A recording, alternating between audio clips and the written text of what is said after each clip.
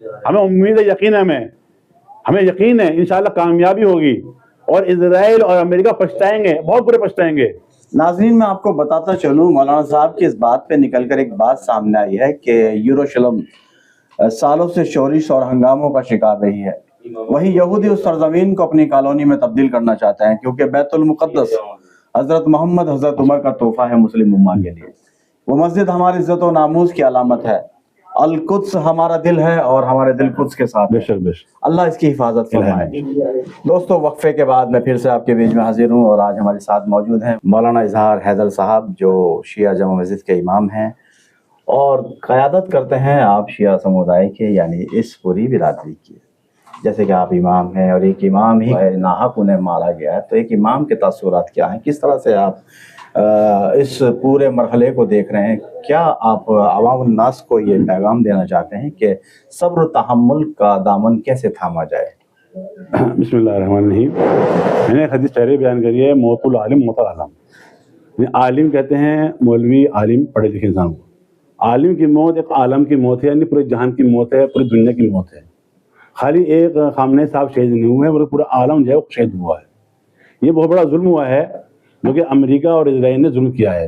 ایک طرف تو آپ جو ہے بیٹھ کر بات کر رہے ہیں، ٹیبل پر بیٹھ کر بات کر رہے ہیں شانتی کی، امن کی، دوسری طرف جو ہے آپ بغیر کسی جنگ کے، بغیر کسی مطلب کے، بغیر کسی بات کے آپ نے ان کے گھر پر حملہ کیا اور 30 بم ایک ساتھ مار دیے، یعنی کوئی بھی بچہ بھی باقی نہ رہے گھر کا، کوئی باقی نہیں رہا۔ ان کے نواسی، نواسے، بہو، ان کی بیٹے، بیٹی، داماد سب شہید ہو گئے۔ یہ کون سی انسانیت ہے؟ اور عالم کا جو مرتبہ بہت بلند بالا ہے۔ اس ایک عام عالم کے لیے بات ہے کہ موت العالم، عالم کی موت، وہ تو عالم تھے، یعنی ان کی تقریر پوری دنیا میں لوگ کرتے تھے، صرف شیعہ نہیں بلکہ آپ آج میرے کئی مسلمان بھائی سے بات ہوئی، ہر انسان جو ہے وہ غم اندوخ ہے، غم منا رہا ہے کہ بہت بڑا ظلم ہوا ہے، افسوس کر رہا ہے۔ ہر انسان جس کے اندر ذرا سی بھی انسانیت پائی جاتی ہے وہ افسوس کر رہا ہے۔ کیا انہوں نے ظلم؟ یہ ظلم ان کا ظلم یہ تھا کہ انہوں نے ٹرمپ کی بات نہیں مانی، ٹرمپ کی بیعت نہیں کری۔ اگر ٹرمپ کی بیعت کر لیتے، ٹرمپ کی بات مان لیتے تو کچھ بھی نہ ہوتا۔ مولانا صاحب آپ یہ بتائیے، تو کیا گریٹر اسرائیل کی تیاری مان لی جائے؟ بالکل تیاری ہو رہی ہے، لیکن جتنے بھی تمام عرب ممالک ہیں سمجھ نہیں رہے ہیں۔ آپ گریٹر اسرائیل میں آپ کیا سمجھ رہے ہیں؟ پورا مڈل ایسٹ، یہاں تک کہ ہندوستان تک گریٹر اسرائیل میں آتا ہے۔ اگر ان کا آپ نقشہ دیکھیں، جو ان کا نقشہ بنا ہوا ہے گریٹر اسرائیل کا، ہندوستان تک اس نقشے کے اندر ہے۔ یہ تو ایران ہے جو کھڑا ہوا ہے سامنے، اس گریٹر اسرائیل کے درمیان میں ایران کھڑا ہوا تھا۔ ناظرین میں آپ کو بتاتا چلوں، مولانا صاحب کی اس بات پہ نکل کر ایک بات سامنے آئی ہے کہ یروشلم سالوں سے شورش اور ہنگاموں کا شکار رہی ہے، وہی یہودی اس سرزمین کو اپنی کالونی میں تبدیل کرنا چاہتے ہیں، کیونکہ بیت المقدس حضرت محمد حضرت عمر کا تحفہ ہے مسلم امہ کے لیے۔ وہ مسجد ہماری عزت و ناموز کی علامت ہے، القدس ہمارا دل ہے اور ہمارے دل قدس کے ساتھ ہے۔ اللہ اس کی حفاظت فرمائے۔ جب تک ہم اپنے نیزے مسلمانوں کے سینوں میں نہ گاڑ دیں اور ان کے مسلمانوں کے سر کو کٹتے ہوئے اپنی آنکھوں سے نہ دیکھیں۔ انہوں نے بیبلون کا بھی ذکر کیا ہے، بغداد کا بھی ذکر کیا ہے کہ ان کے آسمانوں پر ہمارا خوف اور دہشت داری چھائی رہے۔ لیکن میں بات کروں گا کہ عرب حکومت اس دہشت گردی اور اس کے حلف کے باوجود اسرائیلی تسلیم کیوں کرتی ہے؟ اس حملے کے 1 گھنٹہ پہلے کراؤن پرنس کی بات ہوئی ہے اور پھر اس کے 1 گھنٹے کے بعد حملہ کیا جا رہا ہے۔ آپ اس میں عرب کا کتنا انوالومنٹ مان رہے ہیں؟ کتنا عرب اس میں انوالو ہے اس شہادت کے لیے؟ جب آپ سکندر بھائی اس بات کو آپ سمجھ رہے ہیں، میں عرب حکومت کی بات عرب نہیں سمجھ رہے اس بات کو، کیوں سمجھ رہے؟ آخر عرب کیوں سمجھ رہے اس بات کو؟ ان کے نگاہ میں نہ شیعہ ہے نہ سنی ہے، مسلمان ہے۔ جو اللہ اکبر کہہ رہا ہے، خدا کو وحدہ اللہ شریک ماننا ہے، رسول کو رسول مانتا ہے، خانہ کعبہ کی طرف رک کر کے نماز پڑھتا ہے، وہ ان کے بارے میں کہہ رہا ہے کہ وہ دنیا میں باقی نہیں رہ سکتے، ہم ختم کر دیں گے، سب کے سب اڑا دیں گے۔ آپ کو بتا رہے ہیں کیا عرب کے جو بڑے بڑے سیاستداں ہیں، جو وہاں کے مالک ہیں، جو پرنس ہے، وہ اس بات کو سمجھ رہے ہیں؟ آپ سمجھ رہے ہیں تو پھر عمل کیوں کر رہے ہیں ساتھ میں؟ اس آڈیو کے بارے میں بتائیں جو 1 گھنٹہ پہلے وائرل ہوا۔ اس کے بارے میں میں نے بھی سنا ہے اخبار کے ذریعے سے، نیوز کے ذریعے سے، کہ ایک مرتبہ کئی مرتبہ مسلسل جو ہے وہ سلمان کی جو ہے وہ بات ہوئی ہے کئی مرتبہ، ہم حملہ کرو حملہ کرو حملہ کرو۔ کیوں کرو؟ کیوں؟ اس کی وجہ یہ ہے کہ مڈل ایسٹ میں اس وقت جو وہ ایران جیسا تو اوپر سپر پاور بنا ہوا ہے پورے مڈل ایسٹ کے اندر۔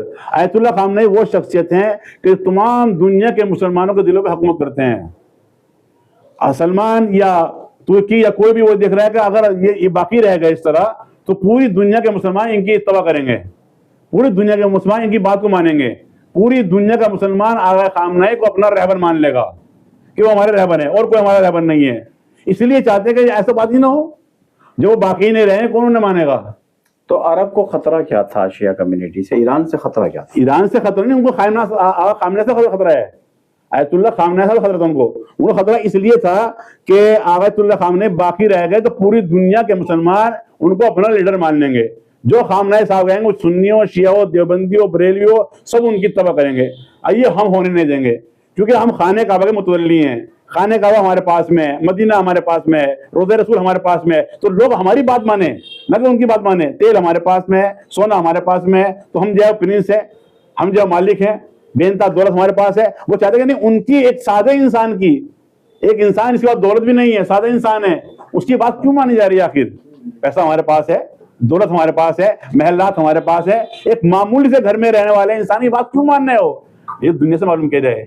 ये शाह सलमान है या तुर्की का जो भी बादशाह है, वो खुद देखें, उनसे दुनिया से मालूम करे आखिर आप इनकी बात क्यों मान रहे हो, हमारी क्यों नहीं बात मान रहे? हम पैसे वाले हैं, हम दौलत वाले हैं, हम ताकत वाले हैं, हम तेल वाले हैं, हमारे क्यों? हर इंसान ये कहेगा कि वो बेहतरीन अखलाक के मालिक हैं। अगर बात की जाए जनरल गद्दाफी और बात की जाए सद्दाम हुसैन की, बात की जाए इमाम खुमैनी साहब की, तो अरब को खतरा किस बात का था इन तमाम बड़े लीडरान से, इन तमाम आलिमों से?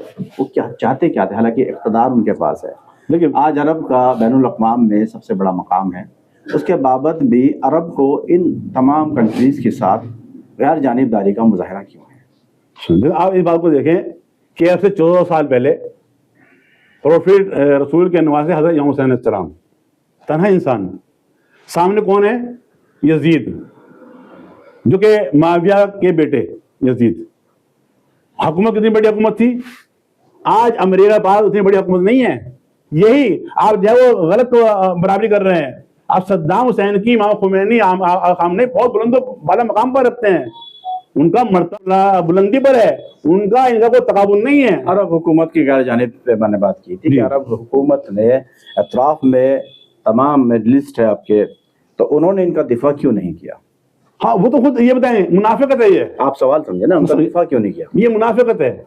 वो नहीं चाहते कि जिस तरह कल इमाम हुसैन अलैहिस्सलाम यजीद की बैत नहीं करी, आज हमने सामने कहा था कि मुझ जैसा वो जुमले दोहराया है।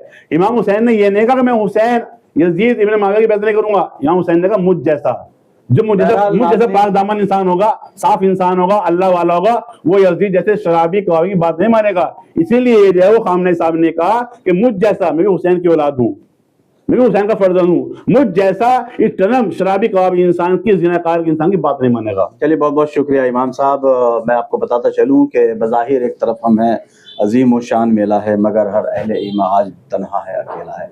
ये हालात हैं मुसलमानों के। फिर किसी दूसरी शख्सियत के साथ आपके बीच में ज़रूर हाजिर होंगे। तब तक के लिए देखते रहें बोलता समाज 24 सिकंदर राणा के साथ। अल्लाह हाफिज़।